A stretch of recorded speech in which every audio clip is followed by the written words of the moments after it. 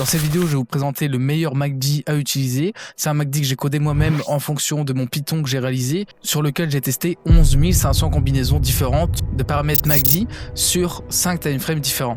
Donc j'ai testé sur le 1 heure, le 4 heures, le daily, le weekly et le 2 week, donc 2 semaines. Et dans cette vidéo, on va voir les résultats de ce backtest et je vous présenterai donc l'indicateur que j'ai codé en Pinscript, que vous pourrez directement retrouver dans la description et les commentaires pour pouvoir l'utiliser. Donc on est parti directement, je vais vous présenter les résultats. Donc j'ai fait un Python qui ressemble à ça.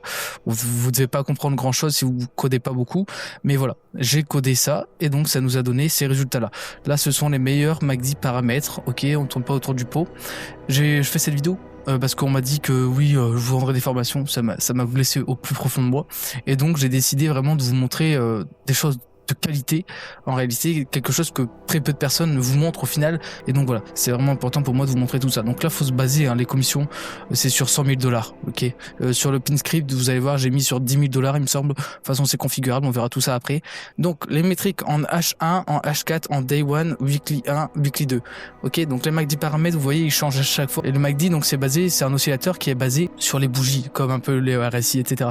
Donc forcément si le time frame change, les réglages vont certainement changer aussi, et ça c'est une erreur déjà que beaucoup de gens font, c'est qu'ils utilisent les mêmes réglages pour des très petits time frames que sur les gros time frames. Vous voyez que c'est pas du tout les mêmes, et donc ça c'est les meilleurs. C'est mon script, je vous mettrai peut-être en description, je sais pas, ça demande beaucoup d'installation et donc faudra que je fasse un tuto carrément à part entière si vous codez pas, c'est un peu chiant donc je pense pas que je le mettrai en description, mais voilà, ça je peux vous assurer que c'est les meilleurs résultats. Les paramètres on passe un peu dessus, de toute façon vous les voyez, mais du coup le net profit on est à 89%, faut savoir que c'est depuis 2017, ok, donc faut relativiser sur ces net profits là. Alors selon moi le meilleur paramètre c'est le weekly, on peut voir qu'ici on a 8% en plus, certes, donc pour moi le weekly 1 c'est bien, c'est moins prise de tête, c'est moins de prise de position, et faut comprendre que ça c'est sur du long only. Le MACD, faut savoir que c'est un oscillateur, et forcément les oscillateurs en général sont très en retard.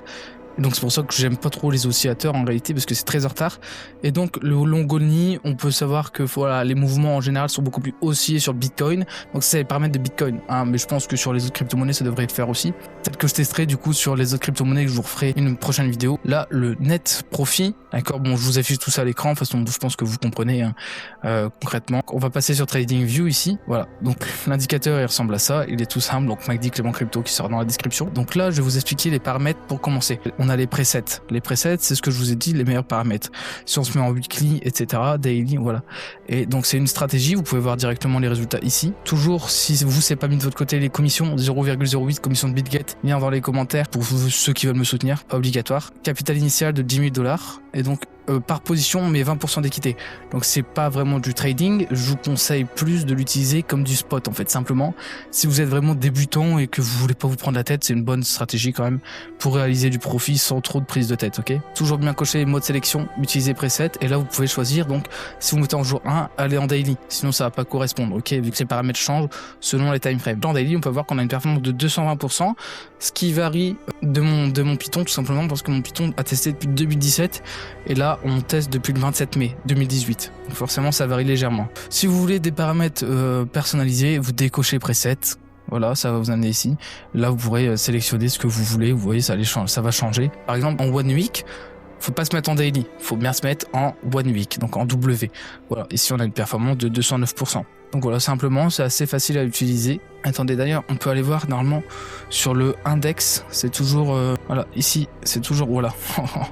Bon, après, voilà, c'est abusé, 40 000%, mais c'est parce que c'est beaucoup plus long, en fait, ça revient à 2010. Donc voilà, bon, bref, c'est pas vraiment représentatif. On va se remettre sur le BTC classique pour avoir, voilà, un plus petit échantillon. Mais comme ça, vous pouvez voir que ça marche vraiment dans le temps et c'est important de savoir ça. Voilà, je vous ai expliqué. On a long only, short only, both direction. Donc ça, c'est important de comprendre à quoi ça sert réellement. Si on met en short only, on fait que 20%. Donc si on est en positif en short only, vous pouvez mettre les both. Vous aurez une plus grosse performance. Mais par contre, ce que vous allez voir, quand on se met en short only et qu'on descend, donc si on se met en up ici, en jour et en jour, 24%, c'est bon. On peut activer les shorts. Il faut comprendre que par contre, si vous mettez dans des plus petits time frames comme le 4 heures par exemple, 4 heures, en général, les shorts only, vous voyez, ça fait moins 10%.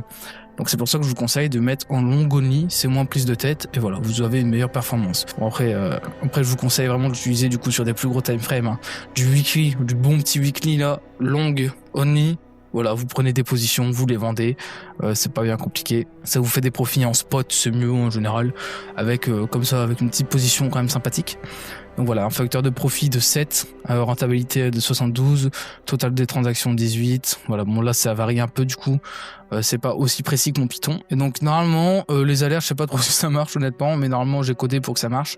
Donc daily, voilà, c'est personnalisé, enable alert, alert time frame un jour, long only. Donc quand vous aurez un signal de long only, vous mettez une alerte, créer, et vous aurez un signal quand ce sera en un jour et qu'on aura une boule verte.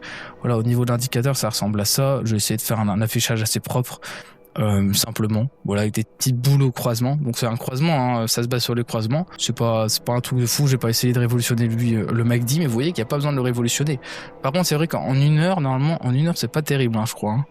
Hop, en une heure, c'est pas fou. Voilà, vous voyez du 13% depuis quand? 13% là depuis 10 janvier 2023, donc c'est pas non plus le meilleur indicateur sur le court time frame. MACD, tout ce qui est RSI, etc. Je vous ferai une vidéo également sur le RSI de la même qualité, donc n'hésitez pas à vous abonner, hein. Vraiment j'essaie de me différencier du coup des autres en faisant vraiment des backtests profonds des stratégies et comprendre donc les meilleurs paramètres basés sur quelque chose, hein, pas juste sur oui c'est le meilleur paramètre parce que là je vous montre les preuves, je vous montre mon script, clairement je vous montre mon script, hein, voilà, si vous fiez à la main, n'hésitez pas.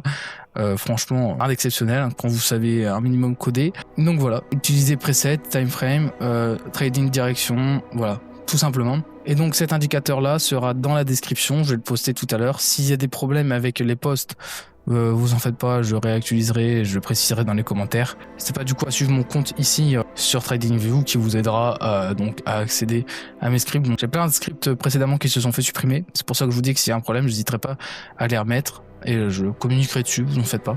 Donc voilà, le MACD, les meilleurs paramètres selon moi, c'est du concret. J'espère que je me suis bien différencié des autres, à vous apporter quelque chose de qualitatif quand même. La prochaine fois on devrait se retrouver pour du RSI dans le même style, meilleurs paramètres RSI, etc., voir si ça marche ou pas. Le MACD a fonctionné parce que j'ai trouvé des bons paramètres, mais ça tombe, le RSI, je sais que c'est beaucoup plus compliqué. J'utilise pas ces deux indicateurs là. Également je code un énorme script, un énorme indicateur quantitatif, en espérant qu'il soit vraiment très performant. Donc là ça parle de mathématiques, ça parle d'études supplémentaires pour juste coder une stratégie.